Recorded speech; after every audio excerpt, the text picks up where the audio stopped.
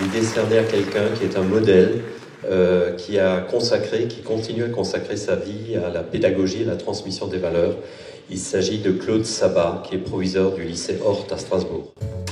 Nous avons 2 classes de seconde passerelle qui accueillent au grand maximum 24 élèves par classe, donc jamais plus parce que le travail qui se fait dans ces classes ne peut pas se faire avec des groupes très importants. Et ce sont tous des élèves en situation d'échec après la classe de 3e. L'activité pédagogique de ces classes, c'est bien sûr l'enseignement théorique le matin, les activités culturelles et périscolaires l'après-midi, les études surveillées à l'école et plus de travail à la maison pendant au moins, en tous les cas, un semestre.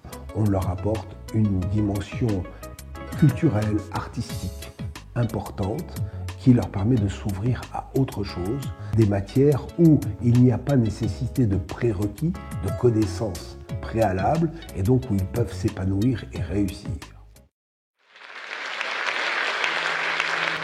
Claude Sabat, quand on vous voit dans le film qu'on vient de visionner, on vous sent complètement passionné par votre mission éducative.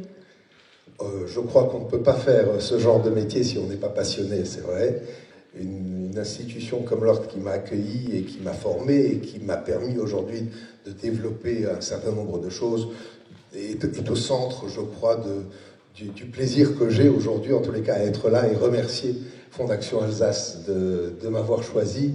Et c'est un honneur aussi pour l'institution Hort, mais je voudrais aussi associer à cette institution tous les partenaires que nous avons eus quand on est dans le monde de l'éducation et quand on s'occupe des jeunes, tous ces partenaires sans lesquels jamais une école, un organisme de formation, et en particulier en Alsace, un établissement privé sous contrat d'association ne pourrait réussir. Je voudrais tout simplement rappeler les relations particulières qu'il y a entre le public et le privé sous contrat. Des relations de qualité qui nous permettent d'aider des jeunes.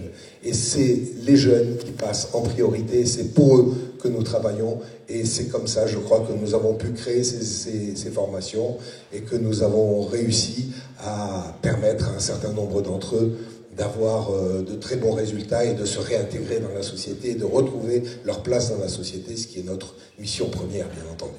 La patiente qui va vous le remettre, votre parrain, est Philippe Richert, président du conseil régional, que j'invite à nous rejoindre. J'imagine, Monsieur Richert, qu'en tant qu'ancien enseignant et que président de la collectivité qui gère les lycées, vous êtes particulièrement sensible à l'hommage qui est rendu ce soir à Claude Sabat. C'est difficile de rajouter quelque chose à ce qu'il vient de dire, parce qu'on sent la passion, enfin il est habité par sa mission. Et cette définition ici de l'Alsace, où on vit la relation publique-privée de façon apaisée, c'est quand même assez extraordinaire, où personne, lorsque nous sommes dans nos collectivités respectives, j'avais ce matin les orientations budgétaires, personne ne viendra mettre en cause le principe de l'équité de traitement et de l'accompagnement de l'enseignement privé. C'est une chance extraordinaire. Le proviseur que nous avons là était à un moment donné, en 79, à Téhéran, directeur technique du lycée Hort de Téhéran.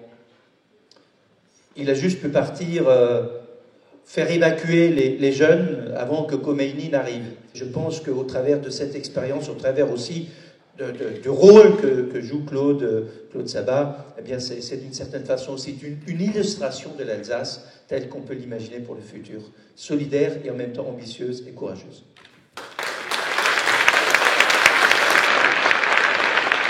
Merci à mon parrain. Vraiment, je suis très fier d'avoir M. Philippe Richert comme parrain ce soir. Et je voudrais juste un petit mot associé à l'honneur qui m'est fait ce soir, mes présidents ici présents dans la salle, M. Raymond Kern et M. Léopold Metzger, qui m'ont accompagné tout au long de mon parcours professionnel et sans qui je n'aurais jamais pu réussir.